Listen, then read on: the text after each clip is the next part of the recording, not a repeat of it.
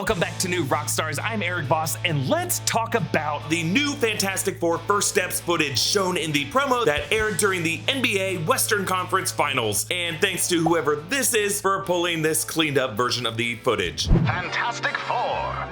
Sue, Reed, Johnny, hi, and Ben. Okay. As they race to watch the ESPN playoff broadcast of the National Basketball Association. Will the Fantastic Four make it to the Baxter Building in time for tip-off? Will family dinner get cold?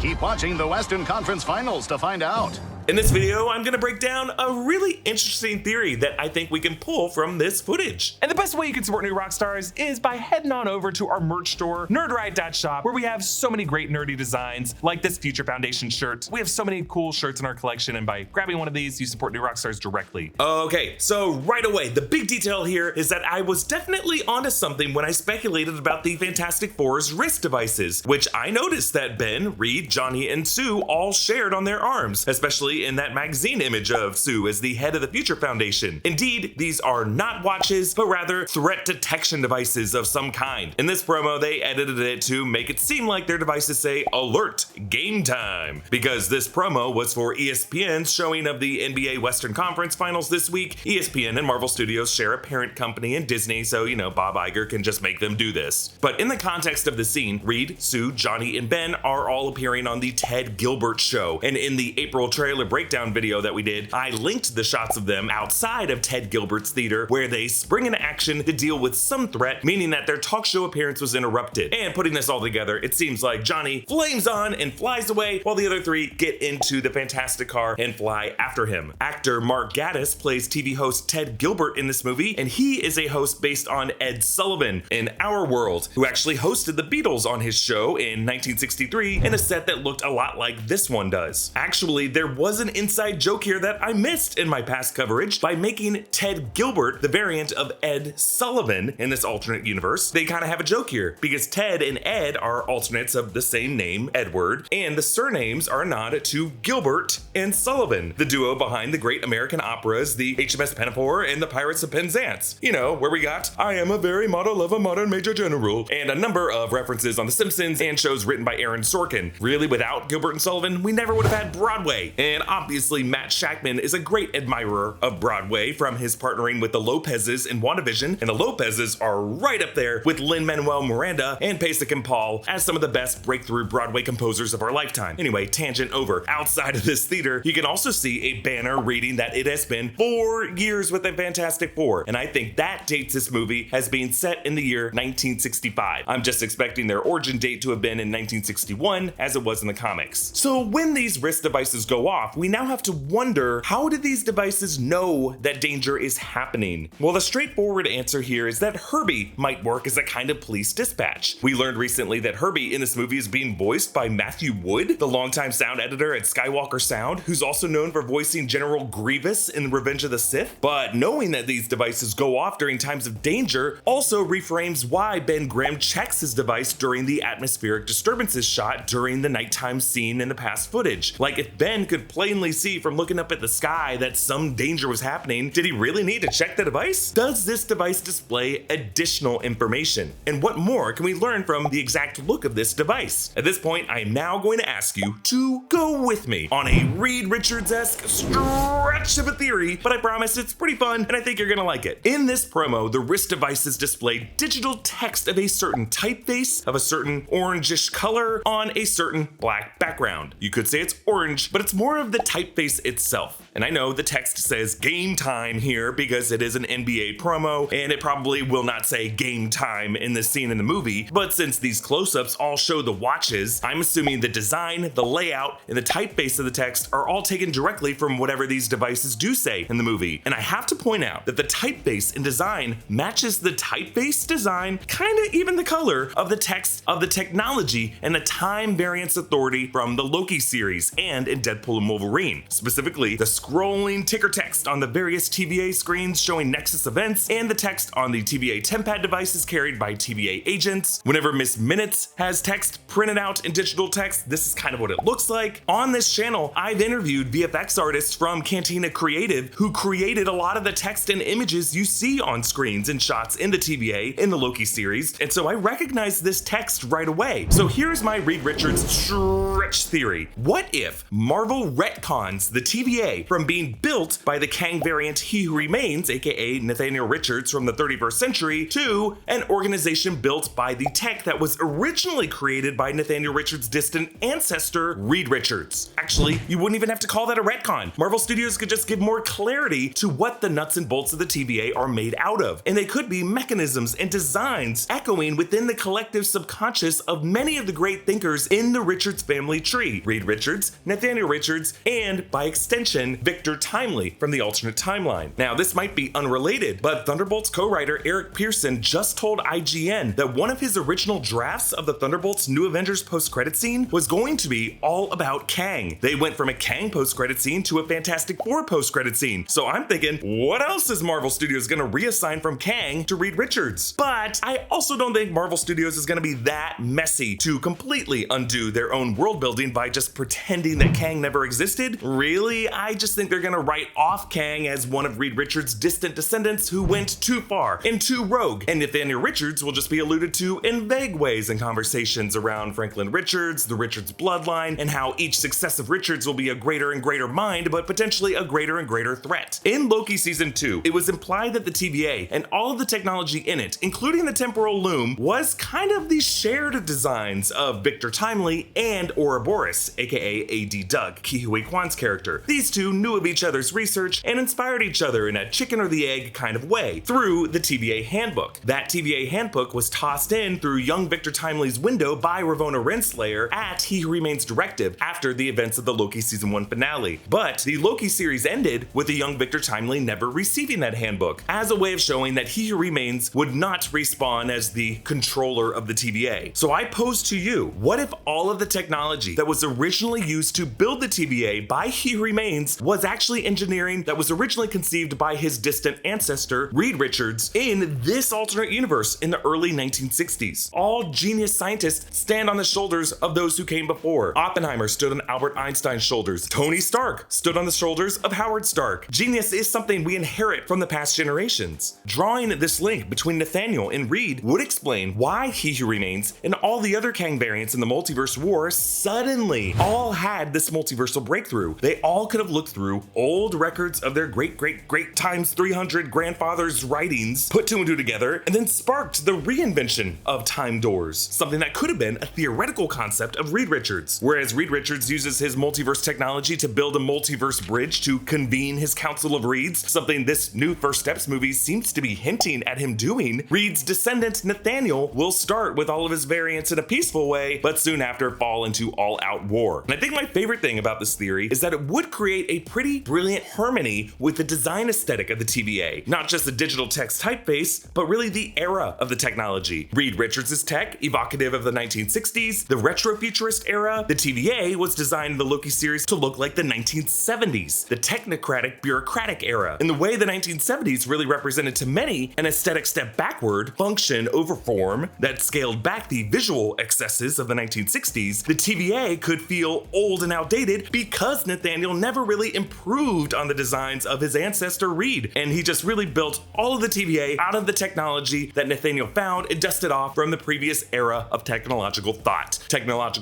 that we're now going to see used by Reed Richards in this upcoming film. So, does this theory make any sense to you? Do you think Marvel would ever make this connection? Is it okay if it just lives on in my headcanon? Also, unrelated, but look at this new Fandango image of Reed and Johnny in space. Look at it! They're out there probably trying to find the ultimate nullifier or something. It's unrelated to the theory I just posed. I just like this image and I wanted to share it with you. And I just like that the hatch in the background looks like a booty hole. Comment down below with your thoughts, and a special thanks to one of our YouTube members, Rick Denmon, who supports us at the executive producer level. Follow me at EA Voss and subscribe to all channels in the New Rockstars network for breakdowns and news coverage of everything you love. Thanks for watching, and I'll see you next time. Bye!